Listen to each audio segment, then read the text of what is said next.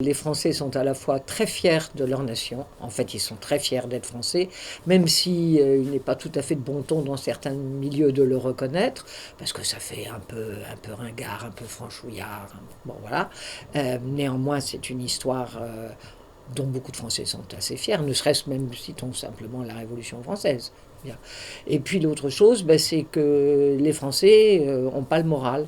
Et n'ayant pas le moral, mais de façon tout à fait étonnante, avoir moins le moral dans des statistiques, dans des sondages que les Afghans, il faut quand même s'en étonner. Voilà. Donc c'est ça ce que j'appelle le paradoxe. C'est comment gérer en fait une grande histoire dans une situation où on ne sera plus jamais une grande puissance.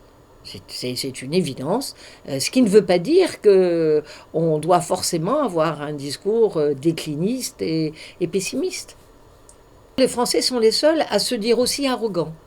Par exemple, les Espagnols trouvent que les Allemands sont arrogants. Il faut dire aussi qu'avec la façon dont la crise a été gérée, ils pouvaient avoir un peu cette impression-là. Mais jamais les Allemands ne se voient arrogants. Ils se voient au contraire très modestes, très prudents. Bon, leur histoire, le nazisme, les amène effectivement à faire très attention à ne pas passer pour arrogants.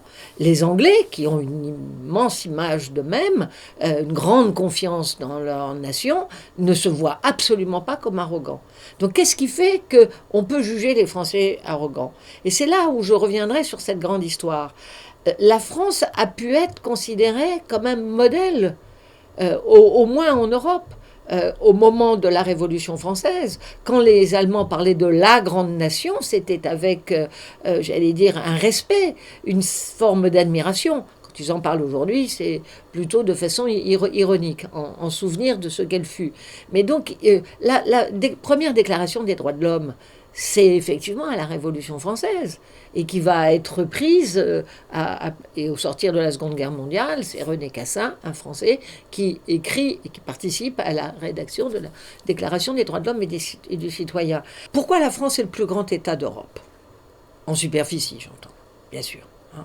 Et de loin, vraiment. C'est pas le plus peuplé, mais c'est le plus grand. Et ça n'allait pas du tout de soi. Les choses n'ont pas été données. C'est de résultats, j'allais dire, d'intelligence géopolitique. Et la première de ces formes d'intelligence géopolitique, c'est l'association de l'Église et de la royauté. C'est Louis VI le Gros et Sugère, l'abbé de Saint-Denis. Et là, on va avoir vraiment une intelligence des situations, des rapports de force. C'est pour ça que je parle de géopolitique. À l'échelle de l'Europe, c'est l'alliance en fait du roi de France, qui devient nommé le roi très chrétien, avec le pape contre l'empereur du Saint-Empire romain germanique, qui lui était couronné par le pape, mais élu par ses pairs, si vous voulez. Tandis que dans l'histoire de la France, toute l'habileté, c'est celle-là. C'est depuis Clovis et son baptême, donner à penser et donner à croire, et organiser et écrire et raconter que le roi de France est élu de Dieu. Ça, c'est un coup de génie.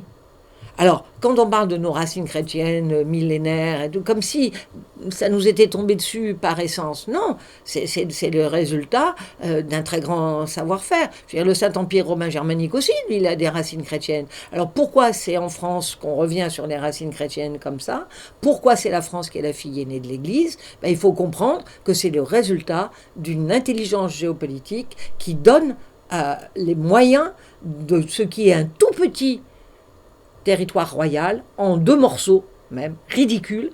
Hein. Il va réussir à être le plus grand territoire en superficie de l'Europe et l'un des premiers grands royaumes, qui a été le plus peuplé de tous les États européens, sous Louis XIV, 20 millions de Français, et puis qui va avoir cette catastrophe démographique, avec un arrêt extrêmement précoce de la fécondité, avant même la Révolution française, à la fin du XVIIIe, qui, pour des raisons complexes et sur lesquelles les démographes ne sont pas tous vraiment d'accord, et qui va faire que la France, qui était tellement en avant sur le plan démographique, devient loin derrière les autres. Et elle se voit dépassée par l'Allemagne, par l'Angleterre. Et pourtant, ils émigrent, alors que les Français émigrent très très peu. Et j'y vois, mais ça peut peut-être se discuter, une source de la représentation du début du déclin de la France. Et donc on fait appel aux étrangers extrêmement tôt, à la différence des autres. parce qu'on en a impérativement besoin. Et puis après, on a besoin que ces jeunes étrangers soient des soldats français. Parce que il y a 1870, avec une défaite cuisante, et il va falloir se battre de nouveau pour récupérer l'Alsace et la Lorraine. Or, les services militaires, à ce moment-là, ils durent 3 ans. Et donc, les jeunes Français qui partaient, ils trouvaient que ce n'était pas juste, parce que les jeunes étrangers, eux, ils ne faisaient pas le service militaire. Et donc, ils occupaient les postes quand eux étaient obligés de partir. Donc, en fait, le droit du sol qu'on a octroyé, c'était pour répondre à une demande, un besoin en homme, d'une part, et une forme d'égalité. Donc, ce n'est pas un choix, si vous voulez, généreux du tout. C'est un choix pragmatique et très logique d'une certaine façon. Donc la France a besoin de cette main-d'œuvre étrangère depuis très longtemps. Elle en a eu besoin après la Première Guerre mondiale, bien sûr. Et puis elle en a eu besoin au moment de la croissance économique des Trente Glorieuses, bien évidemment. Et il faut bien comprendre que à la fin du règne de Louis XIV, il y a 20 millions de Français. En 1945, il y a 40 millions de Français. Donc on a mis 2 siècles pour prendre 20 millions, gagner 20 millions. Et puis entre 1945 et aujourd'hui, on est à 67 millions de Français. C'est-à-dire qu'on a gagné 27 millions en 60 ans, quand il nous avait fallu 2 siècles pour en gagner 20.